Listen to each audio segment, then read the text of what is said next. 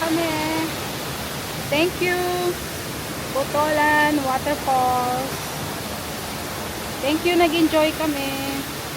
Thank you guys. Ayan, dalawa sila. Ayan. Dalawang waterfall. Pumunta kami dun sa under ng waterfall. Ayan. Ang ganda.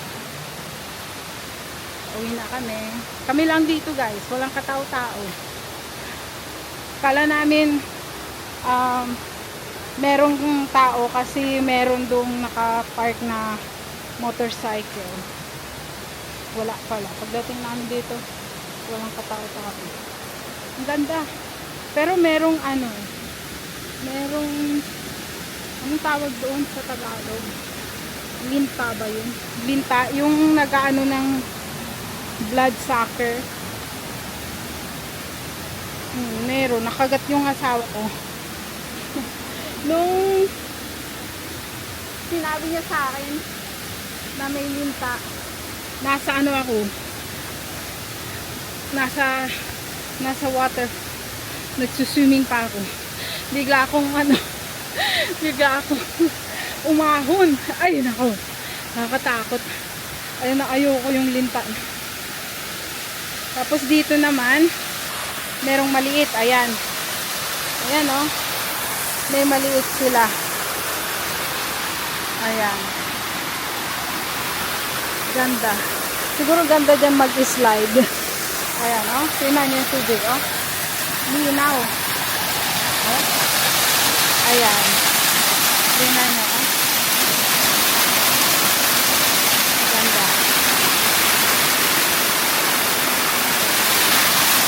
Sarap, nakaka-relax. Nakaka-relax talaga yung yung nature. Grabe. Pero pagka siguro mas magandang pumunta dito yung suot ka ng hiking shoes. Kasi malayo to ng konti sa sabi nila 15 minutes daw. Siguro nasa 20 to 25 minutes walk. Hindi lang 15 minutes. Siguro kino-compare nila yung compare nila sa lakad nila na mabilis. Pero pag may edad ka na, hindi ka na makakalakad hindi mo malalakad to ng 15 minutes. Nasa 20 to 25 minutes from the from the highway doon sa pinagparkingan namin ng motorcycle. So ayun lang, tingnan nyo naman yung nature. So sobrang relaxing. Ayan, meron pang isa, tawag nila Aras or Aras, ARAS waterfalls. So hindi ko lang alam kung pupuntahan pa namin. Ang sabi ng asawa ko, maliit lang daw yun na waterfall. So baka siguro hindi na, kasi nag-enjoy naman na kami dito. Na nyo naman oh, kaka-relax talaga yung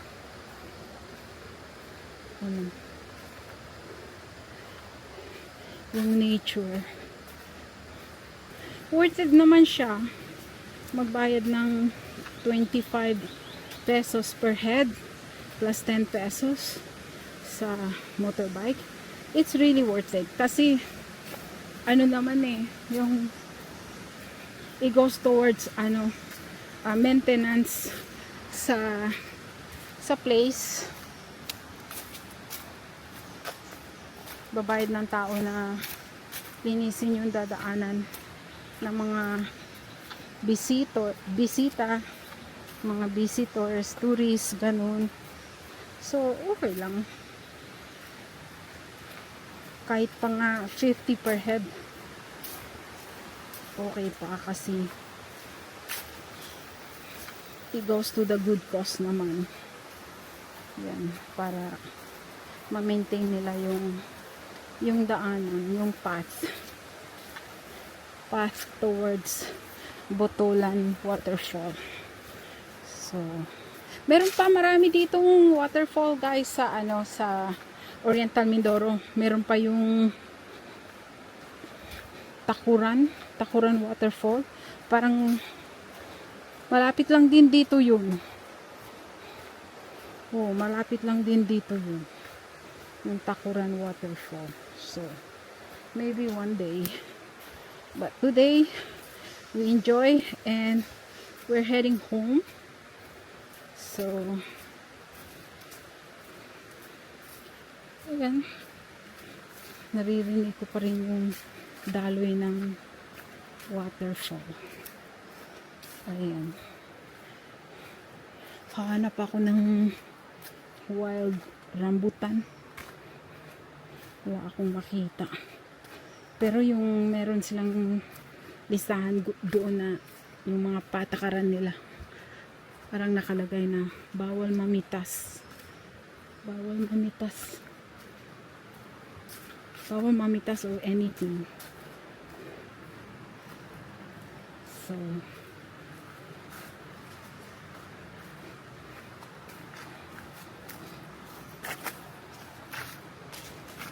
sobrang nakaka-relax talaga. Kasi kanina sabi ko sa asawa ko, maganda yung panahon, tara, labas tayo. Kasi, mabilis lang minsan yung panahon eh. Next thing you know, balik na kami ng Canada. Hindi pa namin na explore talaga ng gusto yung Oriental Mindoro.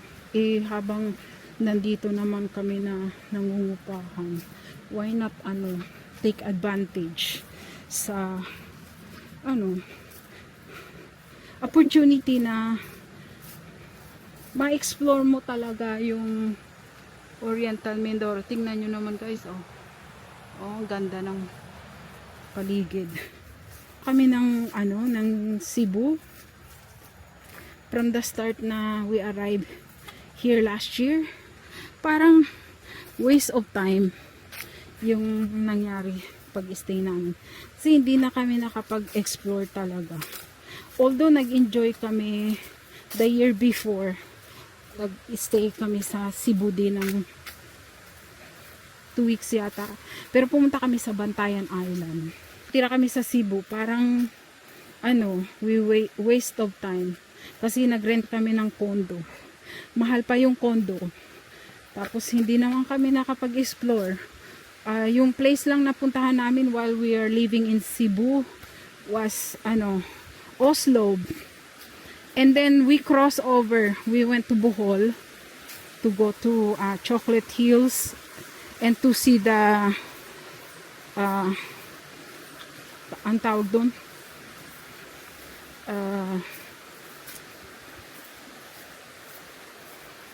yung kalimutan ko na tuloy ang pangalan doon sa kanilang parang monkey na malalaki yung mata.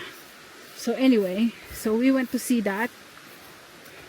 We stayed there for 2 nights and 3 days I think. Tapos pumunta kami sa Dumaguete while nandun yung sister ko. Ayun lang. Yun lang yung na-explore namin. We stay longer over there. From September until April of this year. So, like 7.5 months. Tapos yun. Dito mas marami kaming nagawa. 4 months pa lang kami dito. Sa Oriental Mindoro. Dami na naming napuntahan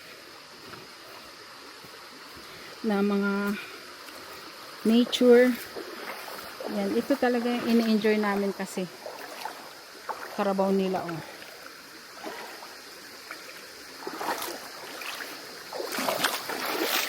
mag-cross tayo ng dalawang river bago makarating doon sa parkingan ng motorbike. So yeah, yun na nga. Let me go back to my story na nag-enjoy kami dito. At saka dito doon kasi sobrang traffic. Parang ano na rin yung Cebu sa traffic. Parang Metro Manila na rin, to be honest. Sobrang traffic doon. Yung pupuntahan mong 20 minutes lang yung distance, maabot ka ng mga 3 hours. Kaya hindi na kami we didn't bother buying motorbike. Pero nung lumipat kami dito nung April, pagdating na May, bumili kami kaagad ng motorcycle para makapag-explore. Kasi yan naman yung intention namin sa pagpahinga namin dito sa Pilipinas, na maka-explore kami ng kung saan. Ayun. So,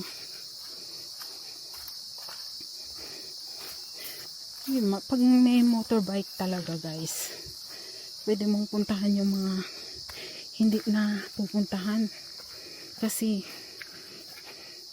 maliban sa gas lang yung babayaran mo, wala kang inaabalang tao. Mag-rent ka ng sasakyan. Yung whole day is 3,500 pesos. Tapos magre-rent ka ng tuk-tuk. All day, 800. Tapos, minsan, nakakahiya pa.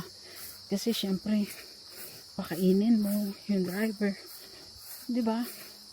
Pagka, ikaw lang, kayo lang, kahit saan ka kumain, okay lang. So, hindi nakaka-abala. Tsaka, it's cheaper to explore. Mas mura, diba? So, ayun lang. Pabalik na kami sa aming pinarkingan. Merong baka doon, Sana, ayun, may bakang puti. So, ayan, baby cow. Ayan siya. Dalawa. Ayan yung nanay. Ayan yung Ang sarap na siguro ng province life, no?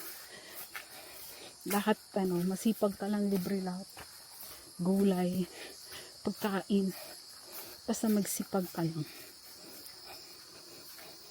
So, ayun na nga, pabalik na kami. Kung saan na napupunta yung istorya ko guys, pasensya na kayo. Gusto ko lang naman sa inyo ipakita yung view ng Oriental Mindoro. So, pabalik na kami doon sa pinarkingan namin. So anyway, thank you everyone for coming along, and thank you for all your support. Please comment, like, and share. Pinay in Ontario. Everyone, bye.